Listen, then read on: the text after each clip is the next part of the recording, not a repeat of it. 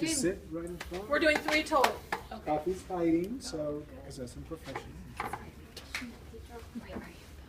So we're starting with resting hand orthoses or The dorsal cock-up, I thought. the wrist cock-up split? Whatever you're ready to do. Okay, so we're gonna do a wrist. Are we ready? Yeah. Okay. I'm filming.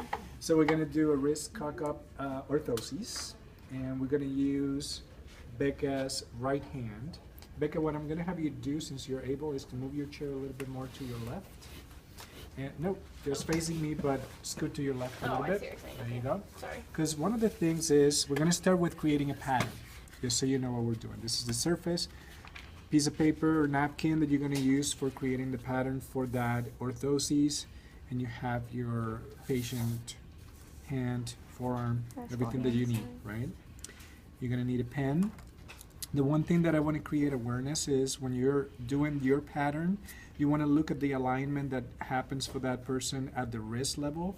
A lot of the times the person tends to radially deviate, so if there's no good alignment here, then your pattern is going to have that deviation, and then your orthosis will deviate to that side. So you want to make sure that everything looks pretty straight. Okay. First, this is the way that I learn.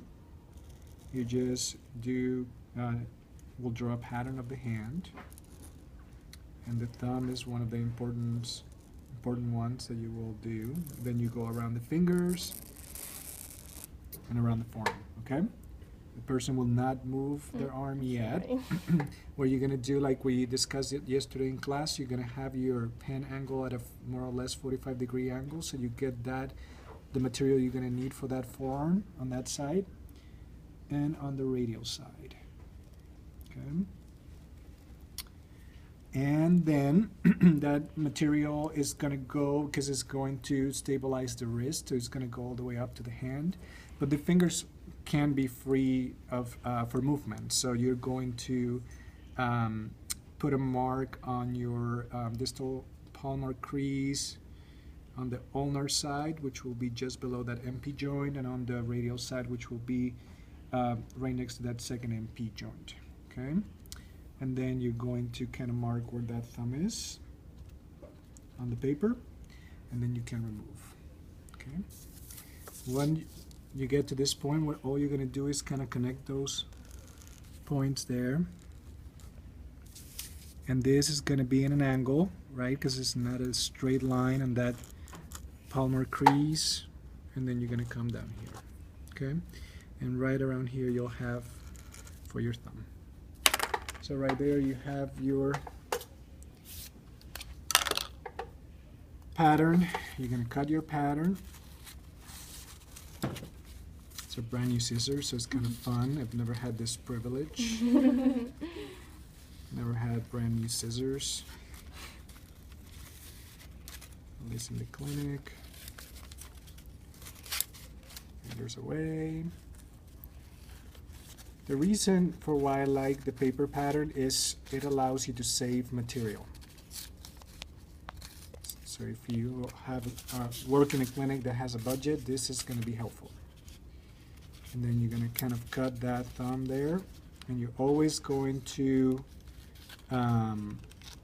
try that pattern and put that pattern back in your patient's or client's hand to make sure that it fits and that everything is looking good. Okay?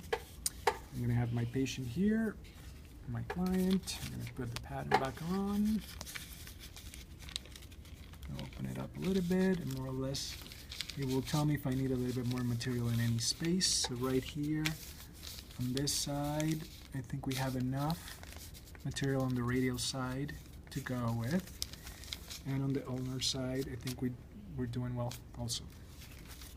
So from there, you get your wax pen, right? And we're going to use, in this case, what's the material that they're going to be using for this? Easy form. So you're going to pick your easy form material there. And for Becca, you're just going to draw right around the edge of that pattern. Trust your pattern. Some people the first time will try to add more material, but you're going to notice that you're just going to have to cut more material later. You trust your pattern there, you curve it at the end, you make your hole there, and then you're going to place the material right in the pattern. We'll wait a minute. If you have your timer, like I've told you to do, you get an Apple Watch. We'll wait a minute. And then at this point what we're going to do is just going to cut the material first, and then we're going to put it back in the water, and then we're going to bring the material back and apply it to the person's hand. You can probably pause it. Oh, Can we edit that later? Do I just stop No. it? I'm afraid it's going to become a new video. Oh, is that it? I'm not very Well, let's techie, just so wait. I don't know. Where is that thing? It was Can I stop it? 160. I can just stop it and we can have a second video.